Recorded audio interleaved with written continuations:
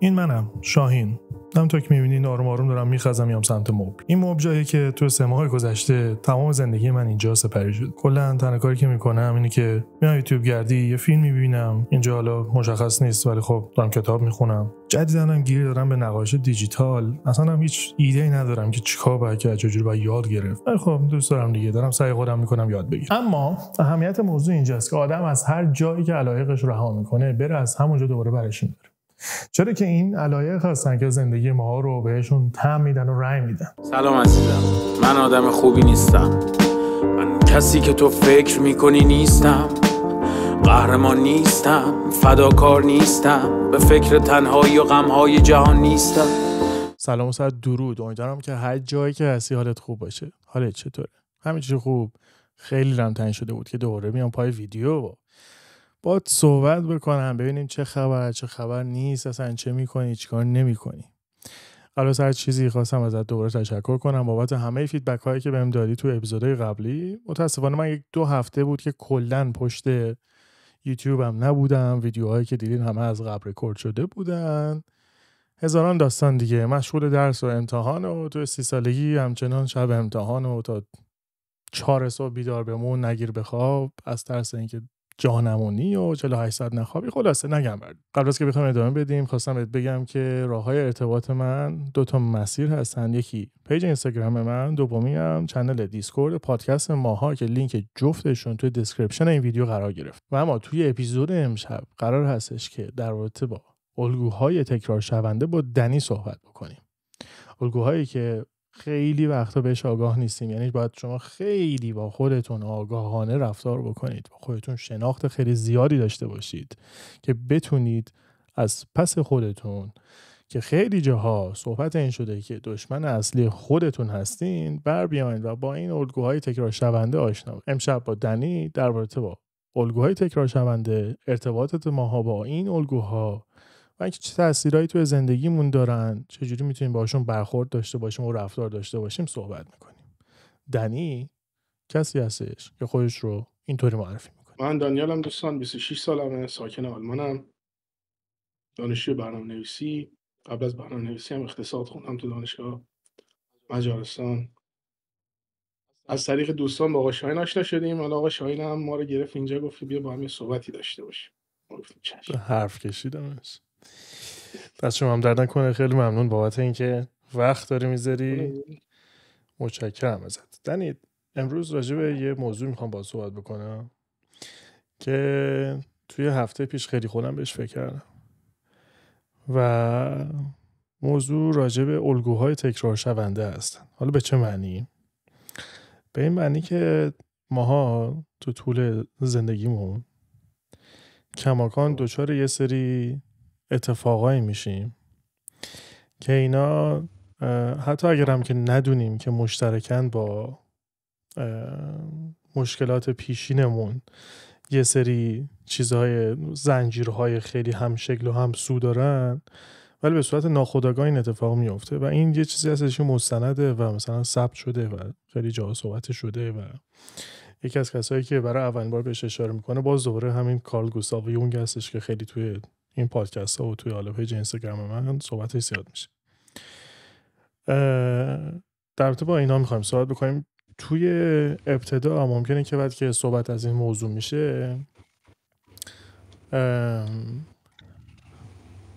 نتونیم زیاد راجع بهش صحبت بکنیم و این امر عادیه، به خاطر اینکه اگر که خب همه راجع به این مسئله میدونستن یک جا جلوی این تکرارها گرفته میشه و بدبختی‌هایی که سرمون میاد اتفاق نمیفته. میدونی خیلی فرمول ساده‌ای به نظر میرسه. یعنی من اینجوری هم که اگر که من بدونم که این اینه، پس با این حساب من از این جلوگیری میکنم و سپس اتفاق بد برام نمیفته. و من خیلی روی این فکر کردم که چجوری ما اینو برگزار بکنیم که بر خلاف اون چیزی که حتی قبل از اینکه شروع بکنیم رکورد کردم تو به جایی نرسی بگی که من اطلاع ندارم. و این خیلی فکر شده است. این سری واقعا من خیلی فکر کردم بر خلاف موضوع قبلی که فکر نمی‌شد زیاد راجبش. با سوال اول شروع میکنم. و یک بار دیگه هم یادآوری میکنم که هر چیزی که امروز تو بگی و حالتی که عادتی وجود تو این پادکست ها اون همین هستش که قرار نیستش که چیزی آموزش داده بشه. به این حالت نیستش که مثلا بخوای فکر کنی که من الان باید یه چیزی بگم که مثلا بشم فکر کنم که یه چیزی بگم که این مسیر درستی رو مثلا اعلام بکن. این نظر خودته و میتونه کاملا اشتباه باشه هر جوری که راحتی. و هدف این پادکستات به معمول همیشه این هستش که فقط یه نفری جایی که داره گوش میکنه بشینه فکر بکنه و ببینه که نظر خودش راجع به موضوع چیه.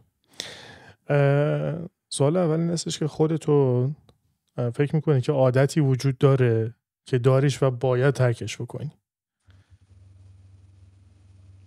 طبیعتاً بله. و میتونی یه ذره بگی راجع بهش چی هستش و چی نیستش؟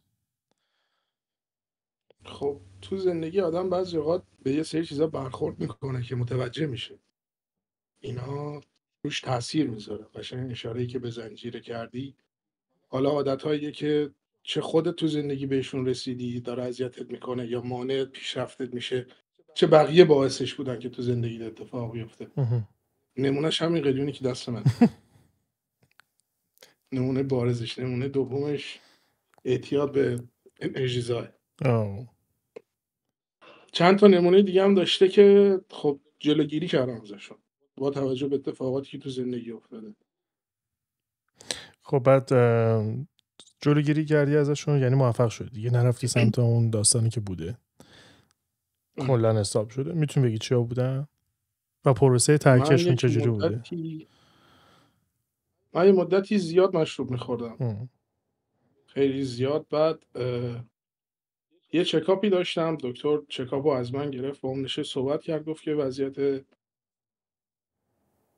کبدت جالب نیست و اگه بخوای مسیر ادامه بدی یه چیز اسفناکیه. که پارسال جولای بود که دکتر اینو به من گفت و از اون موقع یه آدمی که حالا میشه بگی اصطلاحاً الکلی، فردی که توی روز حداقل 4-5 شات الکل میخورد، آبجوشو میخورد، کلا از اون موقع تا الان میشه بگی من نصف شیشه هم نخوردم، نصف شیشه بزون.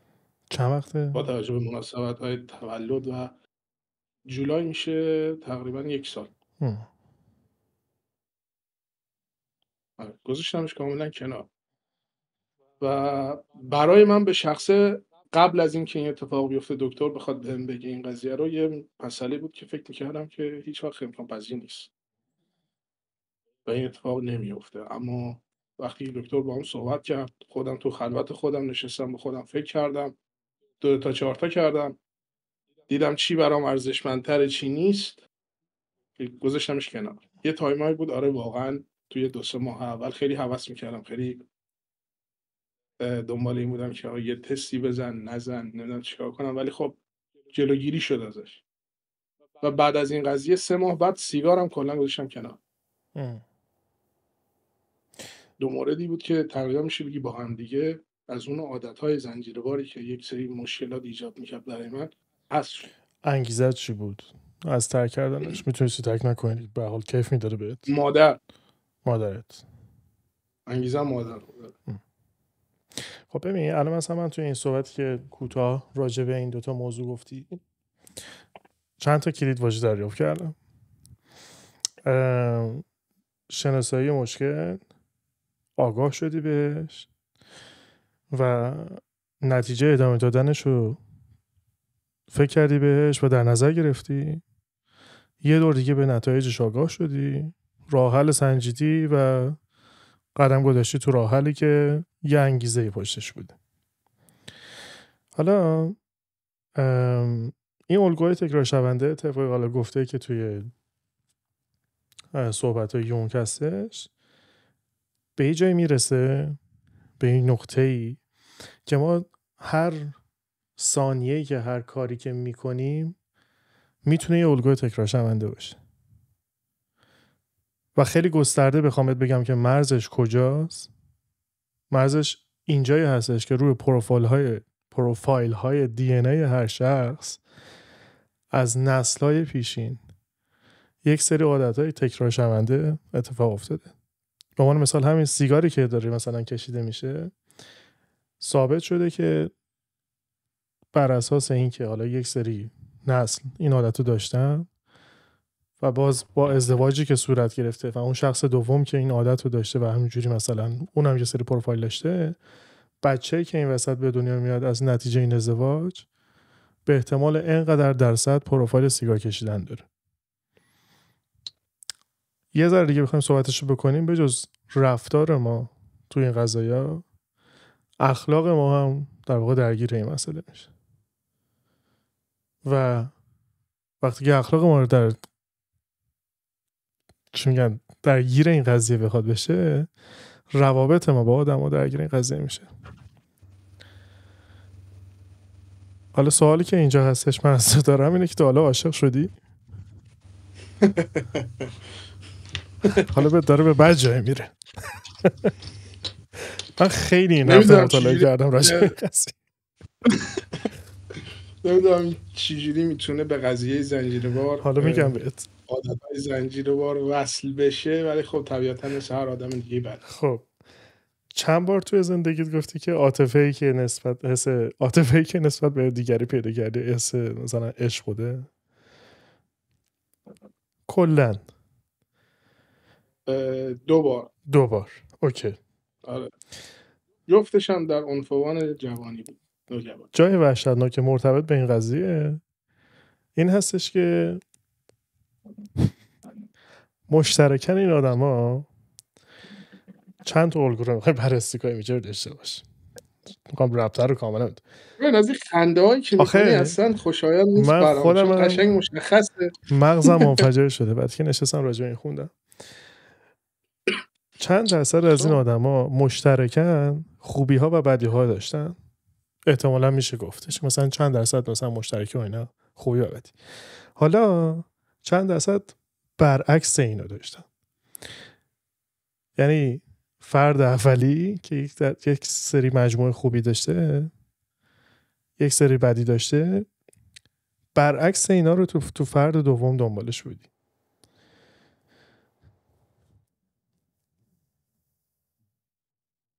طبیعتاً به هر آدمی که خب به هر حال یک سری رفتارهای خوب داره، یک سری رفتارهای بد.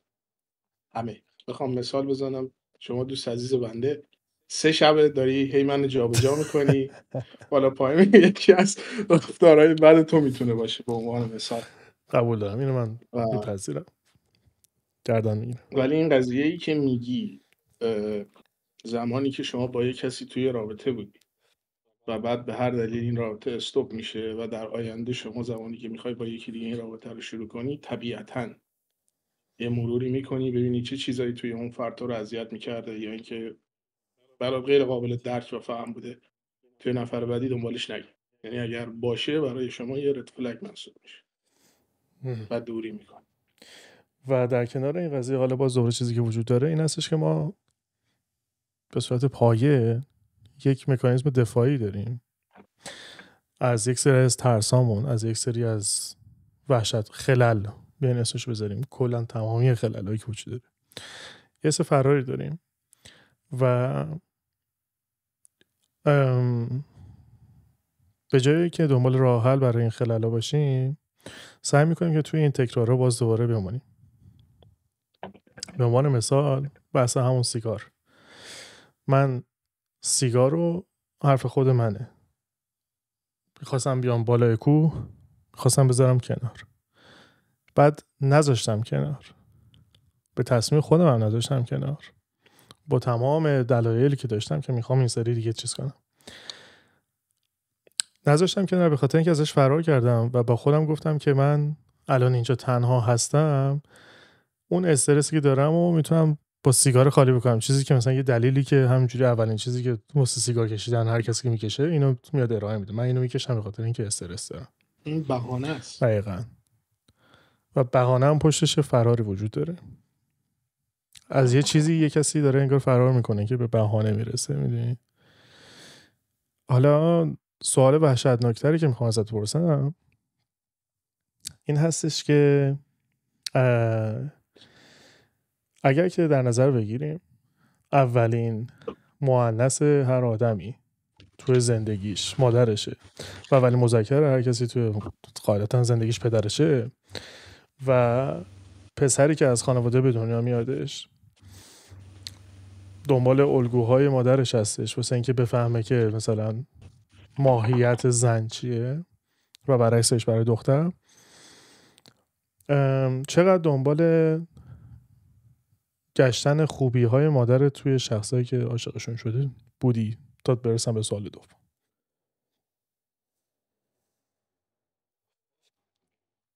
فاکتورهای مشترک این آدما رو مثلا با مادرت میتونی بگی، با خوبی های مادرت.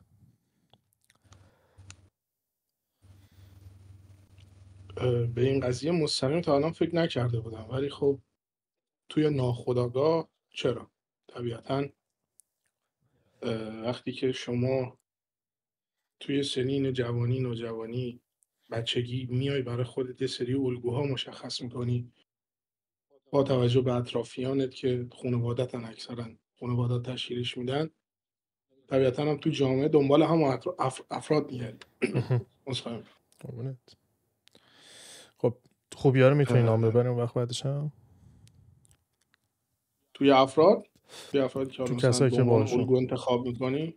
نه، تو خوبی هایی که توی مادرت مشترکن با افرادی که احساس کردی که یه حس عاطفه‌ای نسبت بهشون داری.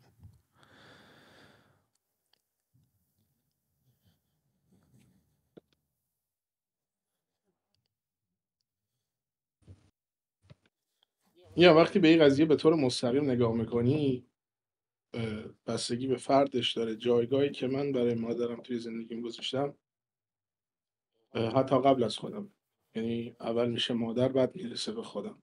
بعد اگه بخوام به این قضیه نگاه کنم، چون هیچ کسی نمیتونم مثل مادرم در نظر بگیرم، به طور مستقیم میتونم بگم نه، اما توی ضمیر ناخودآگاه آدم که بهت گفتم تأثیر میذاره، آره من دنبال مهربونی‌های مادرم توی بقیه بودم، دنبال توجهاتش بودم، دنبال از خودگذشتگی‌هایی که توی زندگی کرد تا منی که الان هستم اینجا باشم و بتونم پیشرفت کنم. من اون چیزها رو از مادرم دیدم که میتونم یه معادله رو تو سر خودم حل کنم که خب چی شد، چه اتفاقی افتاد، که زندگی چجوری گذشت، زندگی ما به چه شکل بود توی خانواده که ما الان اینجاییم. و اگر مادرم و اون فداکاریاش و مهربونیاش و چشم‌پوشیاش حتی توی یک سری مسائل نبود، خب مسیر زندگی میتونست خیلی متفاوت‌تر باشه برای من. من مادرم به شخصه هیچ موقع هیچ وقت نذاشت هیچ چیزی تو دل من بمونه. هر چیزی که من خواستم مادرم انگار مثلا یک بچه‌ای که توی پر خوب بزرگ شده بود براش فراهم می‌کرد. ولی خب به جاشم در سن 18 سالگی ساکو داد دستم، گفت به سلامت عزیزم، برو و الان وقتشی که رو پای خودت وایسی. و من زمانی که میخوام با یکی وارد یک رابطه‌ای بشم، به حال فکر نمی‌کنم، به یک مقطعی فکر نمی‌کنم که بخوام با طرف یه تایمی بگذرونم ببینم بعد چی میشه. من به یه آینده نگاه میکنم و اگه اون آدم توی اون آینده بگنجه، اون آدم انتخاب میکنم. و جزئی از اون آینده اینه که آقا اگر من فردا، پس فردا با این آدم خواستم یک زندگی تشکیل بدم، دوست دارم این آدم مادر بچه من باشه یا نه. فاکتورهایی رو داره که یک بچه‌ای تحویل جامعه بده که بتونه گریم خودش رو از آب بکشه، بچه رو درست تربیت بکنه. چون تربیت بچه صرفاً با یک نفر نیست، از سمت پدر جداست، از سمت مادرم جداست. ولی خب به عنوان یه آدم به این نگاه میکنم که پارتنر من میتونه بچه‌ای رو تربیت بکنه که خلأ عاطفی نداشته باشه. آره. ولی به طور مستقیم باز بخوای بهش نگاه بکنی، میگم نه. اما غیر مستقیم خب طبیعتاً الگوهایی که من برداشتم از روی رفتارهای مادرم، از روی خوبیاش، خودگذشتگیاش و تمام چیزای دیگه بوده که دنبال اونا من تو بقیه آدم میگشتم. چون من اونو به عنوان یک زندگی موفق، یک پارتنر موفق برای آینده در نظر گرفته بودم. حرفت منطقیه. بدیاشون چی؟ از بدیاشون چیزی بوده که مثلا یادت باشه و مشترکن اتفاقا خیلی اتفاقی، مثلا این آدمایی که مثلا به عنوان شخصی که بخوای بهشون محبت بورزی، این آدما همون بدی‌ها رو داشتن؟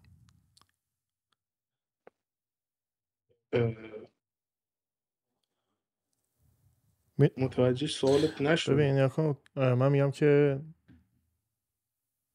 چرا این آدم، خب فرد 1 و 2 رو ما اینجا در نظر گرفتیم و میتونیم راجبشون صحبت بکنیم. چرا این آدم ها از بین جامعه 1000 نفری که تو احتمالاً در ارتباط بودی باش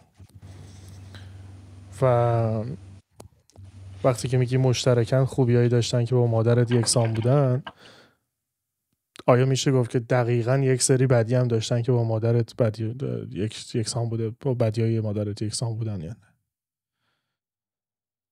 صادقانه اونقدر بهش دقت نکردم. نه، و اگر بخوام بهش الان گذری یه نگاهی بندازم، چیزی که من از مادرم دیدم، مادرم میتونم بگم یکی از چیزایی که توی اخلاقیاتش بیشتر هم باعث اذیت شدن خودش میشه اینه که بقیه رو جلوی خودش قرار میده. از خودگذشتگی بسیار زیاد. توی آدمایی که باشون تو رابطه بودم هم چیزی ندیدم. حتی تو نگاه‌های اول شناخت بعدش و اینا خیلی مثلا عمیقه ها. یعنی خب مثلا ممکنه 1000 بار این تاسه مثلا بیاد رو زمین یه عدد دیگه بشه. تو نگاه اول هم اینو ندیدی توشون؟ نه. اوکی.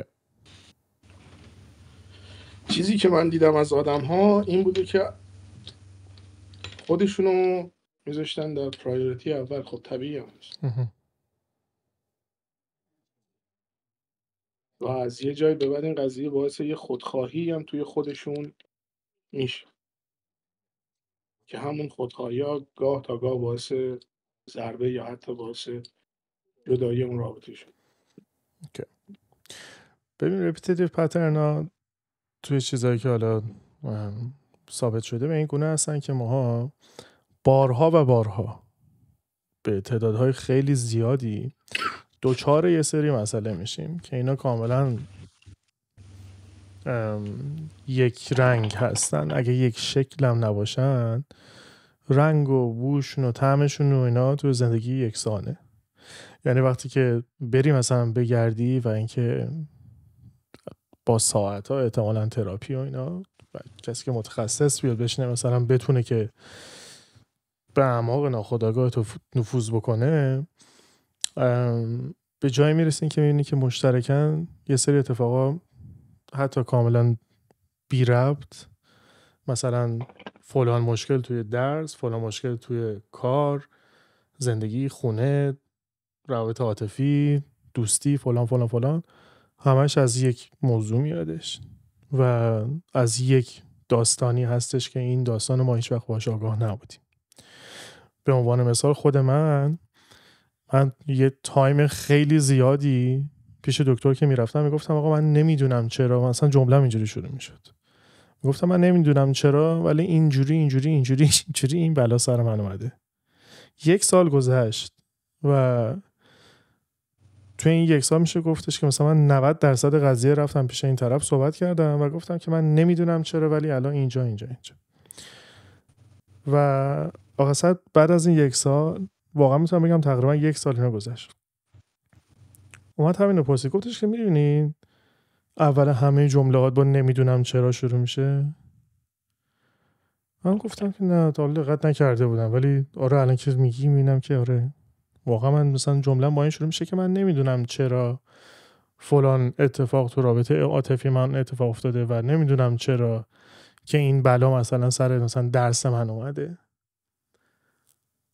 بعد نشستم گشتن و مثلا با خودش صحبت کردن، دیدیم که آقا مثلا من خودم شخصا یه سری چیزا رو اصلا پیش بینی میکنم انگار و مثلا سعی میکنم این که مثلا از جلو بسنجم ببینم که چه اتفاقی قرار بیفته و این پیش بینی همیشه 100% غلطه چون ساده گرفته میشه. خیلی زیادی دست پایین گرفته میشه. قبول ندارم. بستگی به آدمش داره. که چی قبول نداری؟ به این قضیه پیش بینیه که میگی، خب 100% زمانی که با یه تراپی صحبت کردی و به اون عمق رسیده که به تو این دلیل رو میگه، یه چیزی به تو میفهمونه و اون اینه که آقا شما داری دنبال یک چیزی میگردی که اتفاق افتاده تو یک آدم دیگه. برای همینه که برمیگردی میگی ممکنه اون پیش بینی اشتباه باشه یا 100% غلط باشه. اما من اینجوری بهش نگاه نمیکنم و این مسئله رو قبول نمیکنم. سعی نمیکنم یه کسی رو با یه چشم دیگه این نگاه کنم یا بیام یه دونه تمپلیت از یه آدم دیگه ای بذارم بگم خب الان اگه این آدم از توش رد شد خوبه، اگر گیر کرد نه. من اینو اینجوری میبینم، چیزی که توضیح دادی از نظر شخصی بنده. ولی یه چیزی رو میدونم که خیلی هم من اذیت میکنه توی روابط دوستان، توی روابط عاطفی، توی هر چیز دیگه ای. هزاران حرف زده میشه، هزاران کلمه گفته میشه، بالا پایین دارید با هم صحبت میکنید، میگید، میخندید. بعضی از کلمات، بعضی از جمله ها معنی های متفاوتی دارن و اونایی که منو تو فکر میبره و تو سر من اون یک جمله، اون یک کلمه 1000 تا معنی دیگه میده و ساعت‌ها ممکنه دارم یه کار دیگه ای انجام میدم ولی یه ور مغز من داره میچرخه که اینی که این آدم گفت اگه این معنی رو بده، این معنی رو بده چی؟ با توجه به رفتارهایی که داره میکنه به کجا میخوره؟ با توجه به چیزهایی که داره میگه یه سری فاکتورها برات روشن میشه و تو از روی اون فاکتورها گمان بد میزنی که اکثرا هم درست از آب در میاد. چون با توجه به چیزی که هست آدم‌ها مثل یک کتاب داستانن. وقتی شما داری با یکی صحبت میکنی اینی که داری با طرفو از رو میخونی. جملاتی که میگه، کلماتی که میگه، حرفایی که میزنی، میتونی متوجه بشی منظور طرف چیه یا حداقل الان چیزی که داره بهت میگه پس زمینه مغزش چیه. اگر بخوای بهش فکر بکنی، اگر تایم بذاری ببینی خب چیه، 100% توی روابط عاطفی این قضیه متفاوت تره. حالا من فهم می‌کردم که دارم منم همین کارو میکنم ولی خب در کنارش هم اینجوری بودش که واقعا دست کم میگرفتم. مثلا به عنوان مثال یه چیزی که فهم می‌کردم که الان منو مثلا کسی که دوستش داری به احتمال زیاد اگر که با همین فهمون پیش بریم تمامی این من چی میگن این مانع‌های سر راهمون آروم آروم از بین میره. و از جایی ضربه من خوردم که متوجه شدم این که یکی از مانع‌هایی که من در نظر گرفته بودم روان این آدم بود و از همینجا قضیه کلن آروم آروم پوسید رخنه کرد تو این قضیه، توی این داستان پوسیدگیه و از بین رفت کلن. اینو من مثلا هیچ وقت در نظر نگرفته بودم چون که فهم می‌کردم که مشکل انقدر کوچیکه که این آدم هم مثلا میتونه احتمالاً چون دووم بیاره. نمیدونم واقعا با خودم چی فهم که واقعا خودم حقیقتا به این نتیجه نرسیدم. هنوزم بعد از 6-7 ساله تقریبا و هنوز نمیدونم که چرا، ولی خب حداقل فهمیدم که واقعا این دست کم گرفتن قضیه بود.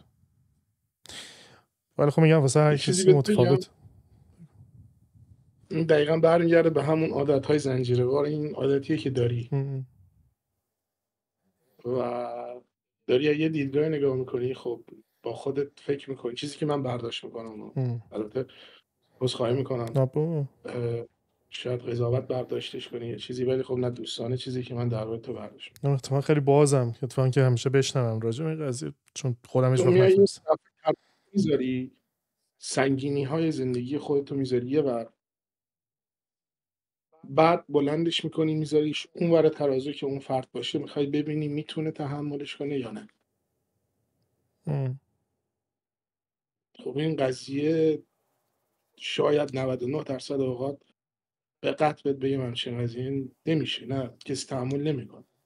مثال بارزش رو بخوای دلیلش رو بخوای بگم، اون اتفاقات، اون مشکلات، اون سختیایی که تو زندگی کشیدی همش یه شبه رو سر تو نیومده که تو بخوای ببینی یک شبه یک نفر ظرفیت این قضیه رو داره یا نه. دقیقاً کاری که من کردم دیگه. دقیقاً اتفاق من یه طور دیگه وارد میشم از سری عادت‌هایی که مادرم بهم یاد داد. اینکه فرد تو بشناس. ببین با آدمی که داری صحبت میکنی کجای دنیاه، تو چیه، داره به چی فکر میکنه، دنبال چیه، زندگی رو چی میبینه. بپرس ازش، تیکه به تیکه جاهایی ازش سوالاتی بپرس که آمادگیشو نداره. تو زندگی دنبال چی؟ زندگی رو چی میبینی؟ چه چیزی تو رو خوشحال میکنه؟ آقا مثلا به چه چیزایی علاقه داری؟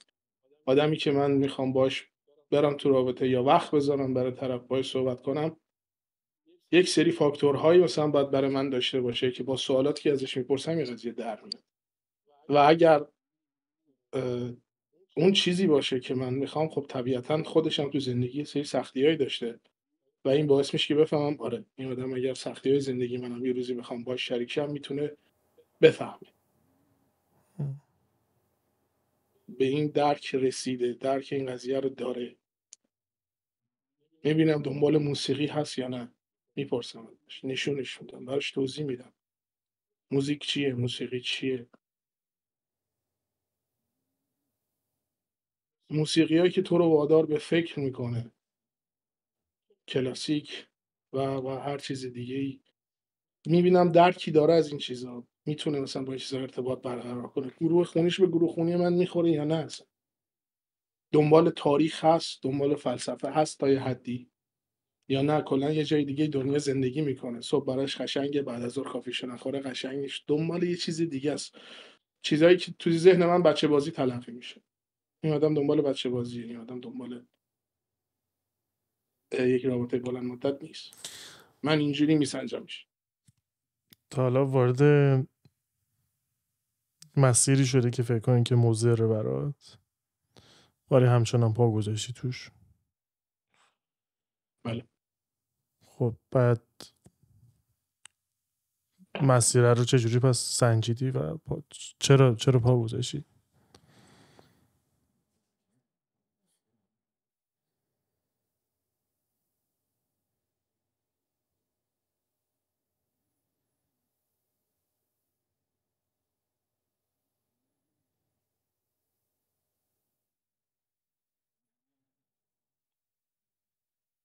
بعضی اوقات تو زندگی آدم یه سری انتخابا میکنه، خودش میدونه به دردش نمیخوره، مثل خریدن یک وسیله، مثل انجام دادن یک سری کارهایی.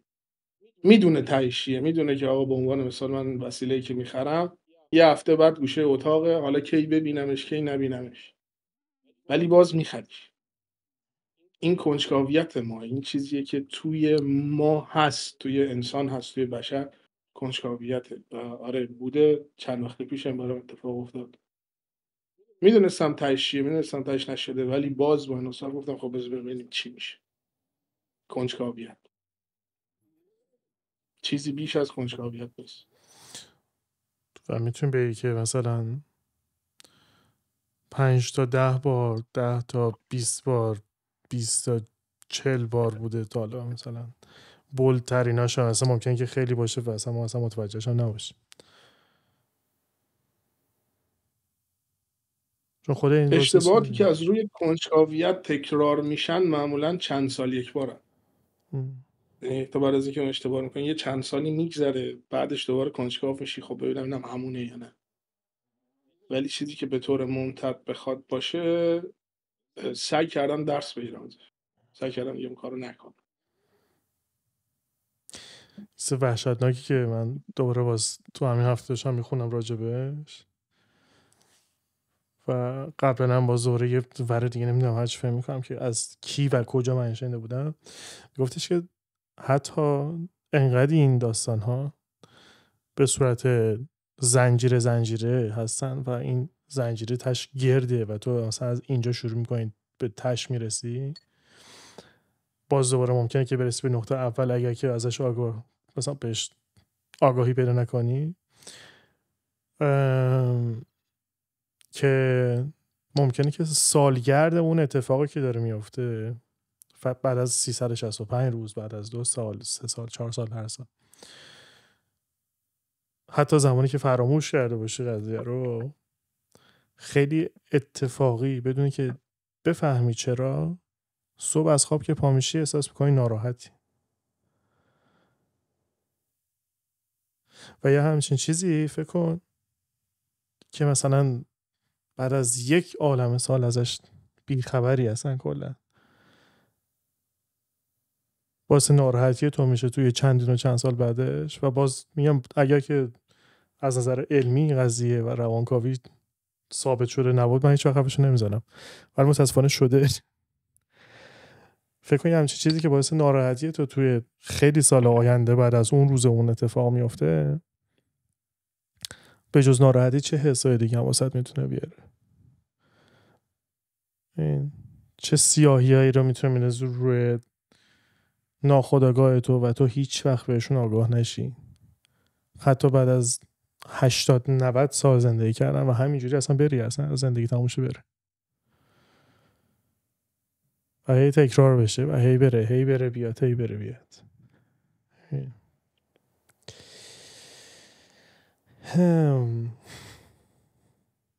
راجبه خروج از این الگوها بیاله بیشتر صحبت بکنیم.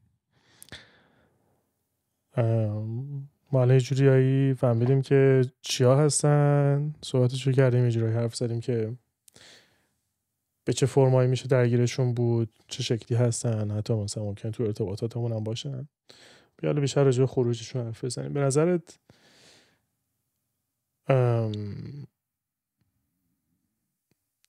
زمانی که میخوای تصمیم بگیری که از این الگوها خارج بشی چقدر توانش رو داری و چقدر فکر میکنی که هیچ کدوم از این چیزایی که لازم هستش که ازش خارج بشی تحت کنترل تو نیست؟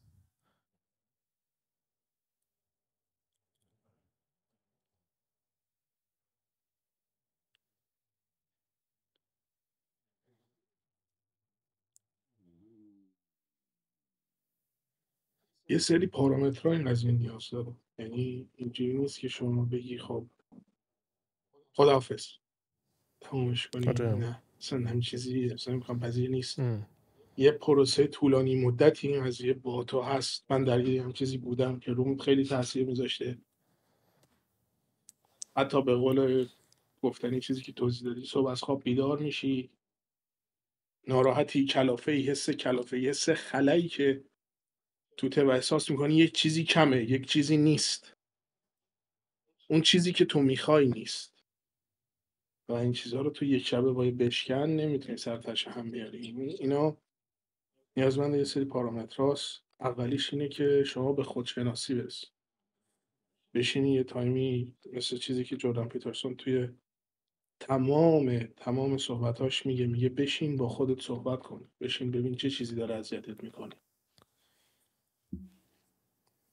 و نیازمند یه خودشناسیه. تو باید به یه خودشناسی برسی، یه سری چیزها رو درباره خودت درک کنی، اتفاقاتی که توی گذشته افتاده، چیزایی که بوده، حتی چیزایی که الان تو ناخودآگاهته، شاید یادت هم نیاد ولی داره رو تاثیر میذاره، رو زمانی میتونی بذاری کنار که به این خودشناسی برسی که اوکی تمام این موضوعات شد، اتفاق افتاد، من الان اینجام و منی که الان اینجام میخوام چیکار کنم. وقتی که میخوام چیکار کنم میشه هدفی که بخوای، یه پارامتر بعدی که بعد از خودشناسی بهش میرسی، هدفی که برای خودت بر انتخاب. هدف تو انتخاب کنی میتونی از خیلی چیزا دور شی و میتونی با این قضايا کنار بیای، میتونی تلاش کنی که این تلاشه هم باز یه پارامتر آخری میخواد که از همش سخت‌تره، کنترل ذهن خودت. بتونی روی ذهن خودت کنترل داشته باشی، یک سری چیزها رو ببخشی، فراموش کنی یا بگذری. اتفاق افتاده، بد بوده، خیلی بد بوده، خیلی تو رو اذیت کرده، مسیر زندگی یک آدم رو اکثرا تغییر میدن. بگذری و بگی من الان اینجام، دیگه نباید اون اتفاقا بیفته و اون اتفاقات نباید جلوی منو بگیره از اینکه من بخوام برم به سوی آینده، به سوی پیشرفت. یه میمی دیدم، یه آدمی وایساده بود میخواست از در یه اتاقی بره بیرون، با طناب به یه چیزی بسته شده بود. میرفت جلو، یک مانعی میومد جلوی در، نمیتونست بره جلو تا زمانی که اون طناب بهش وصل بود. اون طناب گذشته ماست. ما اگه بخوایم به اون گذشته وصل باشیم هیچ موقع به سمت آینده نمیتونیم. زمانی که بعد از خودشناسی بیای شما بگی که مشکلات من اینه، یه سری اتفاقات توی زندگی من افتاده که خیلی بولد بوده، داره منو هنوزم که هنوز اذیت میکنه، حتی بعد از درک و هر چیز دیگه. حالا بیای روی ذهن خودت کار کنی، ذهن خودت آگاه کنی، نذاری به سمت چیز دیگه ای کشیده بشی، نذاری یه سری اتفاقات برات بیفته، مایندست تو عوض کنی نسبت به خیلی چیزا. بیدار میشی میبینی ناراحتی، کلافه‌ای، باید به اون درجه برسی که به خودت بیای چه میدونی. بیدار شدم صبح، هوا خوبه، هوا گرمه، هوا سرده، هر چیزی هست، من الان بیدارم، سالمم، بلند شدم، باید برم دنبال هدفم. اون آینده مهمه، نه چیزایی که تو گذشته اتفاق افتاده. اون گذشته چند سال از زندگی من گرفت، من توش موندم، مجهول موند، حل نشد و هیچ وقت هم حل نمیشه. یه باطلاقیه که شما فقط توش میمونی و با توش موندن داری زمان خودت رو از دست میدی و با قدرتیه که اگر داشته باشی، قدرت ذهنی که داشته باشی، میتونی ازش خارج بشی.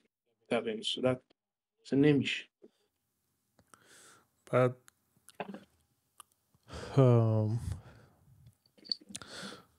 چه پلنی داری واسه این که توی مسیر عاطفی باز دوباره بعد از تجربیاتی که حالا به دست آوردی و با توجه به این چیزایی که احساس میکنم که واقعا رفتی پیش مطالعه داشتی، چه پلنی داری که توی مسئله های عاطفی آیندت این تکرار اینجوری اتفاق نیفته؟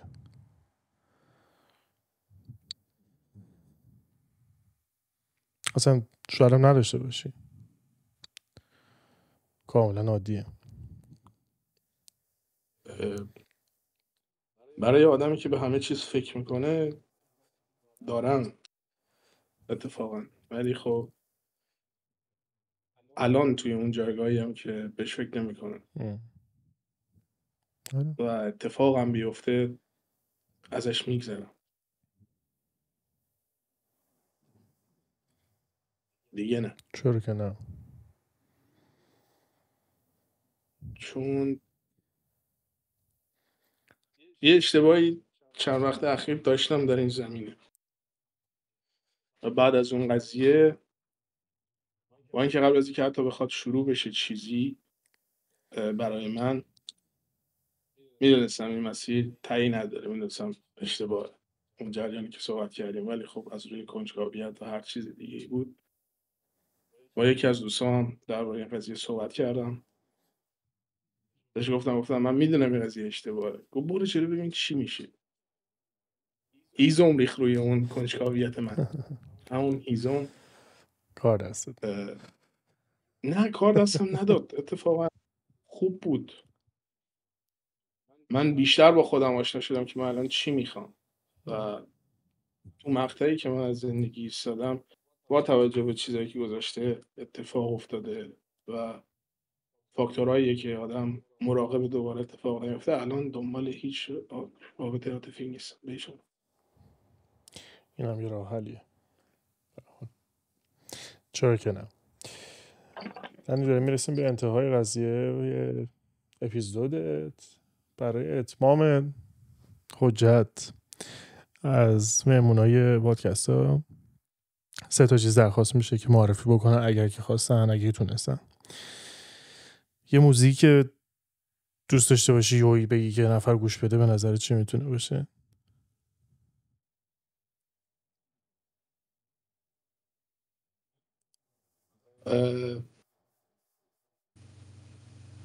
دو تا قطعه پیانو میاد تو سرم، یکیش مال باخ آداژیو، یکی دیگهش مال نیلز فارم سیز. چه جفتش سیز نیلز فارم در پیشنهاد میکنم چون که لایو میزنه و 2 تا ساز رو همزمان میزنه و میبینی و میکشت تو فکر. موزیکیه که واقعا جذابه، خیلی هم یک بار گوشش بدی مشتریش میشه. عالی. و کتاب یا فیلم، هر کدومش؟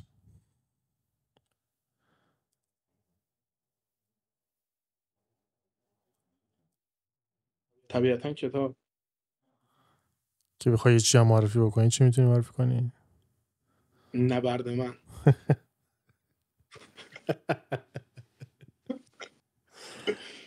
کتاب دیگه خودتون برین سرچ کنین ببینین کتاب چیه. اینو من نمیذارم عکسش، اینجا معذوری متاسفم. ایشون گفت آقا اینو یوتیوب،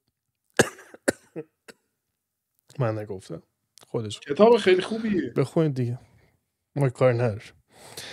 و بخوای جمله آخری بگی، جمله آخر چی میخوای بگی؟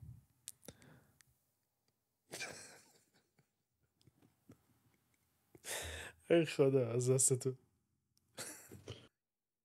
دوستان این خنده‌ای که داره میکنه حالا نمیشه زیاد توضیح داد، یکی از دلایل بلور بودن کامرای من هم هست، بیشتر از این نمیشه بازش کرد. یه جمله‌ای که بخوام بذار از دفترچم برات بخونم. بخون بهتر. تو دفترچه منو یادت میاد من دربارش هم صحبت کرده بودیم، میدونی چه چیزایی می‌نویسم؟ بله.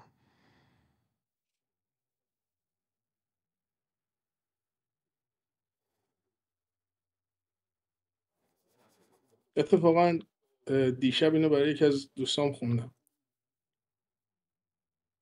جمله خیلی قشنگیه و نیازمند تأمل این جمله واقعا. مرا اتفاقی پیر کرد که هرگز اتفاق نیفتاد.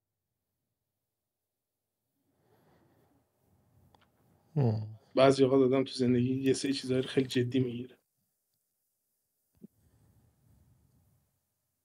من ترس برداشت کردم بیشتر.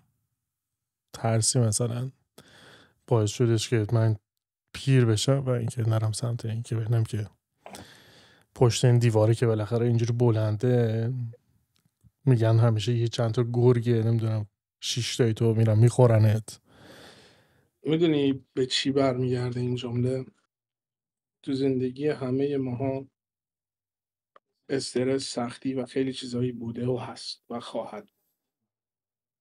و اگر به گذشته برگردیم یک سری چیزایی بوده که زمان خودشون خیلی بزرگ بوده، خیلی سخت بوده، مشکلاتی بوده که تو زیرشون داشتی از نظر روحی روانی خورد میشه و یه قله‌ای میدیدیش که میگفتی وای من نمیتونم اینو برم جلو. ولی الان که به گذشته نگاه میکنی تمام اون قله ها رو رد کردی و الان کجا وایسادی؟ جلوی یه قله دیگه ای که الان برات سخته. و اگر به این درک برسی خب اینم رد میکنی. خیلی اوقات ما چیزایی که روشون استرس میکشیم، چیزایی که نگرانیم اتفاق بیفتن، هیچ موقع اتفاق نمیفتن چون فقط تو سرمون. دستشون در نکنه. متشکرم. خیلی ممنون از این بابت وقت شما. من یه سوالی برای خودت داشتم آقای تفاوت بفهمید. با توجه به شناختی که از من داشتی چرا این موضوع رو انتخاب کردی که با من در این زمینه صحبت کنی؟ چرا با کسای دیگه نخواستی درباره این موضوع صحبت کنی؟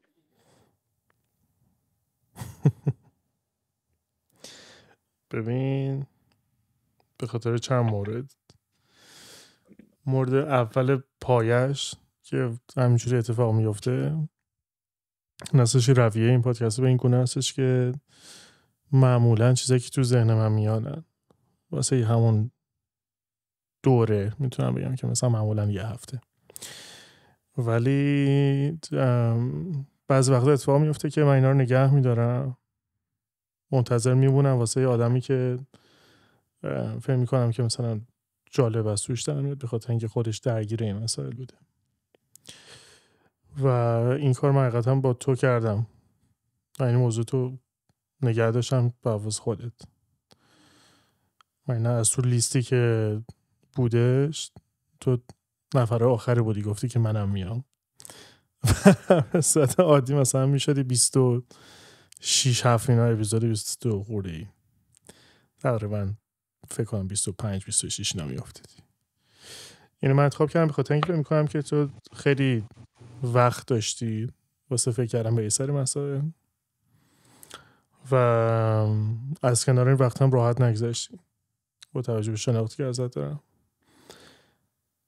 و بودن کسایی که خیلی تایم آزادی داشتن و دچار مشکل بودن و از کنار این مشکل به عنوان بدبختی عبور کردن، فقط نه به عنوان مسئله‌ای که مثلا میتونن که در نظرشون بگیرن، بهش فکر بکنن، بعدش ببینن که خب با این فکرایی که من کردم راجبش تو مسیر رشد چی میتونم مثلا من اضافه بکنم.